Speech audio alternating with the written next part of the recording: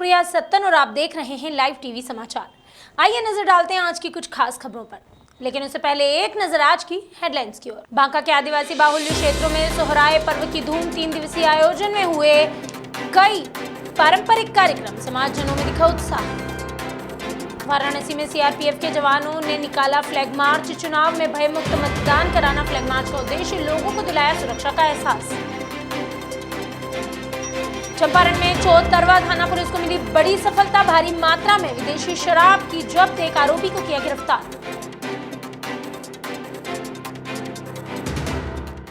अब खबरें विस्तार से।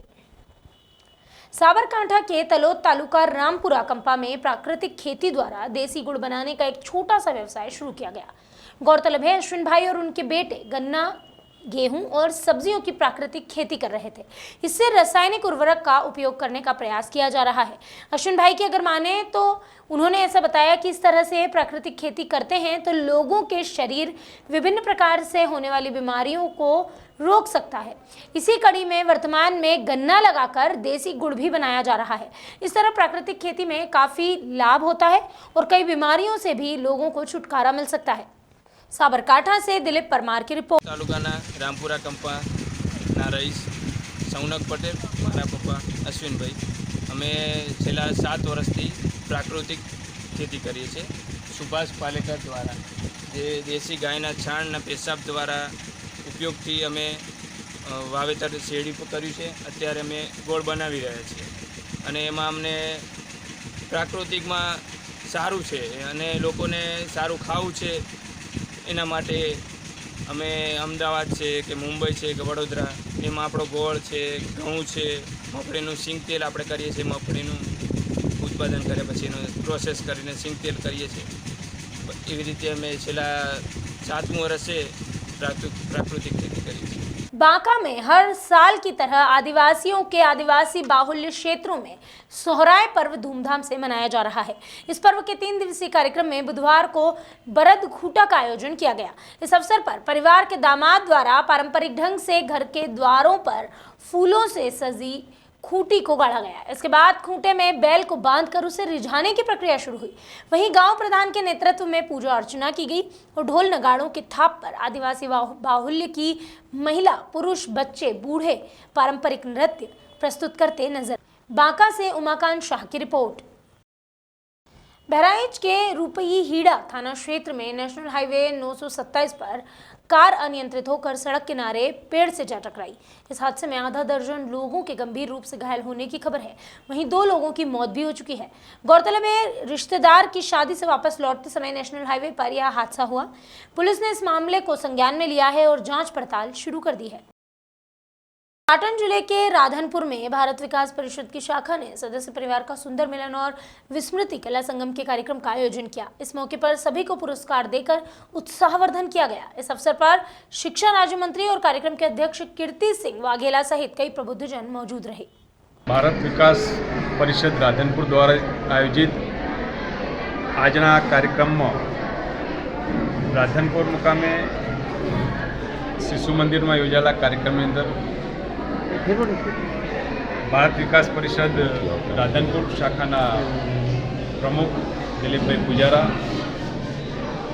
प्रांतना अधिकारी कमलेश भाई ठक्कर, आ विस्तारना सन्मानीय सज्जनों, सन्नारीओ और भारत विकास परिषद साथे जोड़ायेला कार्यकर्ता मित्रों, भाईओ, बहनों और पत्रकारों की उपस्थिति में वर्तमान समयनी जे खास जरूरियात है, खास करीने परिवार भावना, सांस्कृतिक राष्ट्रवाद, आ विषय भारत विकास परिषद वर्षों अपना प्रदेश में देश में काम करे छे और आ शाखाना माध्यम थी परिवार भावना ने उजागर करवू, सांस्कृतिक राष्ट्र ने उजागर करवानुं सौथी सारू काम थई रह्युं छे। आ काम ने बिरदावुं छुं, अभिनंदन आपूं छुं, शुभेच्छा पाठवुं। गुरुवार को वाराणसी के मिर्जापुर में आगामी विधानसभा चुनाव और आचार संहिता को लेकर सीओ रामानंद राय के नेतृत्व में फ्लैग मार्च निकाला गया। सीआरपीएफ के जवानों ने आने वाले विधानसभा चुनाव में मुक्त मतदान करने के उद्देश्य से फ्लैग मार्च निकाला। फ्लैग मार्च के दौरान कोतवाल चुनार गोपाल गुप्ता, इंस्पेक्टर अधलाट, नीरज तिवारी, जमालपुरा थाना प्रभारी और सीआरपीएफ पीएसी के जवान साथ चल रहे थे। मिर्जापुर से अब्दुल्ला हाशमी की रिपोर्ट। ये विधानसभा चुनाव को लेकर आप जो फ्लैग मार्च कर रहे हैं, इसका मुख्य उद्देश्य क्या है? विधानसभा चुनाव को लेकर फ्लैग मार्च का उद्देश्य यह है कि जो भी हमारे जो फ्लैग मार्च के लिए चिन्हित किए गए हैं नारायणपुर, अदरहाट और भी जो भी वल्नरेबल और क्रिटिकल जो जगह है उसको भ्रमणशील करने का मेन उद्देश्य यही है कि जनता में ये विश्वास हो जाए कि वोट में भयमुक्त होकर अपना मतदान का प्रयोग करें और किसी भी प्रकार का कोई डरने की आवश्यकता नहीं है। इसका मेन उद्देश्य यही है। और इस रूट मार्च में हमारे जो इंस्पेक्टर चुनार, इंस्पेक्टर आधार और एसएसओ जमालपुर की टीम और हमारे सीआरपीएफ के जो भी जवान पैरामिलिट्री आए हुए हैं पीएसी संयुक्त रूप से इस अभियान को किया जा रहा है ताकि जनता में भय मुक्त होने का माहौल बने और जो भी अपराधी तत्व हैं उनको दबाया जा सके। गुजरात में अरावली जिले के पुलिस अधीक्षक संजय खरात ने उत्तरायण के अवसर पर जनता से अपील की। उन्होंने कहा कि त्योहार पर लापरवाही ना बरतें क्योंकि कोरोना की रफ्तार बहुत तेज है। पुलिस अधीक्षक संजय खरात की जनता से अपील है कि सभी लोग कोरोना गाइडलाइन का पालन करें।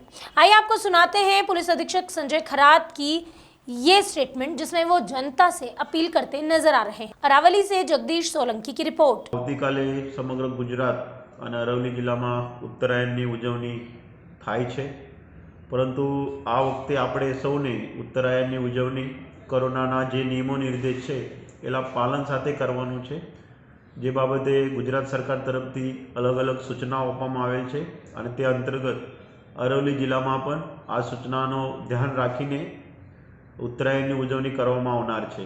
મારી તમામ અરવલ્લીના નાગરિકોને વિનંતી છે કે રાજ્ય સરકાર જે પણ સૂચના આપેલી છે, માનનીય કલેક્ટર સાહેબ જે જાહેરનામા બહાર પાડેલ છે, જેમાં મુખ્યત્વે ઉત્તરાયણની ઉજવણીમાં કોઈ પણ જાહેર જગ્યાએ ખુલ્લા मैदानों, સ્કૂલના मैदानों ઉપર જનમેદની ભેગા નહીં થાય, એ ખાસ અગત્યનું છે। ઉત્તરાયણની ઉજવણી માટે પોતાના વિસ્તાર, પોતાના ઘેર, પોતાના ઘેરના ઢાબા અને પોતાની ફેમિલી સાથે જ ઉજવણી કરવાનું છે। અમારા તરફથી તમામ સોસાયટીના મંડળીના ચેરમેન લોકોને એ બાબતે અવગત કરવામાં આવેલ છે કે તમારે સોસાયટીમાં, તમારે ઘેરમાં બહારથી કોઈ વ્યક્તિ આવીને ત્યાં ઉત્તરાયણની ઉજવણી ના કરે અને એવું કોઈ કરવા મળે એ બાબતે પોલીસ તરફથી સઘન પેટ્રોલિંગ રાખવામાં આવનાર છે અને જે ખુલ્લી જગ્યાએ, જાહેર જગ્યાએ, ખુલ્લા ગ્રાઉન્ડ છે એના ઉપર પોલીસ બંદોબસ્ત પણ રાખવામાં આવનાર છે। સાથે સાથે રાજ્ય સરકાર તરફથી ઉત્તરાયણની ઉજવણીમાં ડીજે વપરાશ ઉપર પણ પ્રતિબંધ રાખેલ છે, જેથી સૌને અપીલ છે કે કોઈ પણ જગ્યાએ અમારી તરફથી ડીજે ચલાવનાર સંગઠન છે એ લોકોની પણ માર્ગદર્શન પૂરું પાડવામાં આવેલ છે કે કોઈ પણ સંજોગમાં રાજ્ય સરકારના દિશા નિર્દેશનું ભંગ નહીં થાય। સાથે સાથે છેલ્લા એક અઠવાડિયાથી અરવલ્લી જિલ્લા પોલીસ તરફથી ચાઇનીઝ માંજા, પ્લાસ્ટિક દોરી અને ચાઇનીઝ તુક્કલ જે આપણા વિસ્તારમાં પ્રતિબંધિત છે તે બાબતે કેસીસ કરીને કુલ 1.5 લાખ જેટલું મુદ્દામાલ 7 કેસીસમાં પકડાયેલ છે।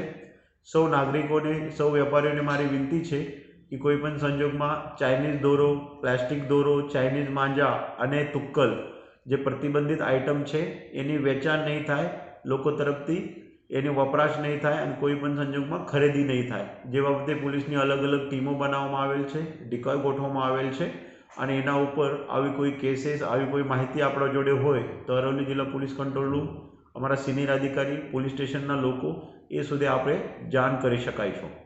बुधवार को उन्नाव के श्री भगवान भवन में सांसद साक्षी महाराज के 66वें जन्मदिन के अवसर पर भव्य कार्यक्रम आयोजित किया गया। कार्यक्रम में लोगों की भारी भीड़ जुटी थी, जिसके चलते कोरोना गाइडलाइन की जमकर धज्जियां उड़ाई गई। ऐसे में अब एसडीएम के निर्देश पर पुलिस ने मामले में मुकदमा दर्ज कर लिया है। कोतवाली निरीक्षक रवि सैनी ने बताया कि साक्षी महाराज सहित कई लोगों के खिलाफ आपदा प्रबंधन अधिनियम और धारा 144 के उल्लंघन से संबंधित विभिन्न धाराओं में मुकदमा दर्ज किया गया है। उन्नाव से मेराज उद्दीन की रिपोर्ट। चंपारण के रामनगर प्रखंड के मिल बहुअरी से अतिक्रमण करने का मामला सामने आया। यहाँ 75 साल की शमसुन बेगम ने रीता देवी नाम की महिला के खिलाफ शिकायत दर्ज कराई। शमसुन ने बताया कि रीता ने उनकी दस्तावेजी जमीन के आगे सड़क पर अतिक्रमण कर लिया है, जबकि उसकी कोई कागजी जमीन नहीं है, यानी कि उसके पास कोई भी जो जमीन है उसके कोई भी कागज नहीं है। ऐसे में सरकारी जमीन को अपने कब्जे में लेने की कोशिश चल रही है। गौरतलब है कि रामनगर थाने के साथ ही कार्यपालक पदाधिकारी को भी इस पूरे मामले की लिखित शिकायत जा चुकी है, लेकिन अभी तक कोई कार्यवाही नहीं हुई। फिलहाल ये मामला एसडीएम तक पहुंच चुका है। फरियादी ने एसडीएम से न्याय की गुहार लगाई है। चंपारण से कृष्णकांत तिवारी की रिपोर्ट। जमीन के सामने मकान पक्का बना रही है, हम लोग मना करते हैं तो नहीं मानती है।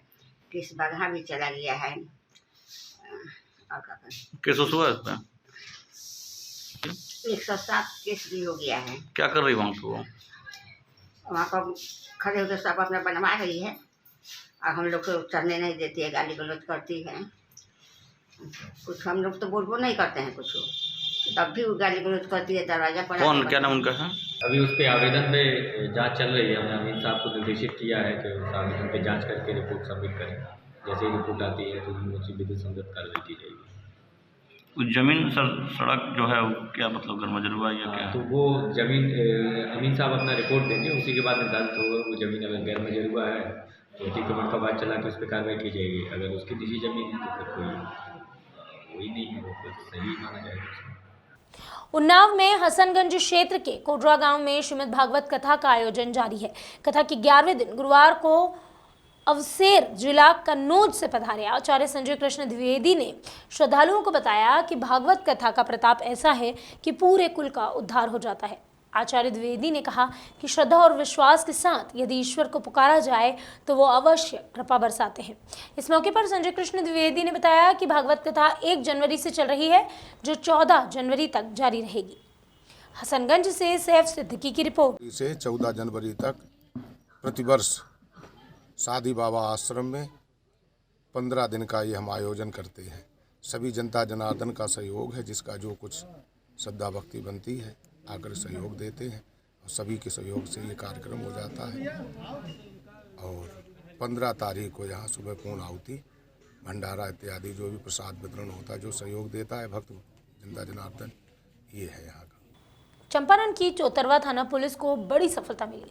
पुलिस की टीम ने भारी मात्रा में विदेशी शराब को जब्त करते हुए एक आरोपी को गिरफ्तार किया। चौतरवा थाना अध्यक्ष शंभू कुमार गुप्ता ने बताया कि अंग्रेजी शराब हरियाणा से आ रही थी। इसकी सूचना भी मिली, जिसके आधार पर छापेमारी कार्यवाही की गई और सफलता हासिल की गई है। चंपारण से कृष्णकांत तिवारी की रिपोर्ट। अभी के लिए बस इतना ही। बाकी खबरों का सिलसिला लगातार रहेगा जारी। अगर आप रहना चाहते हैं हर वक्त अपडेटेड, देखते रहिए लाइव टीवी समाचार।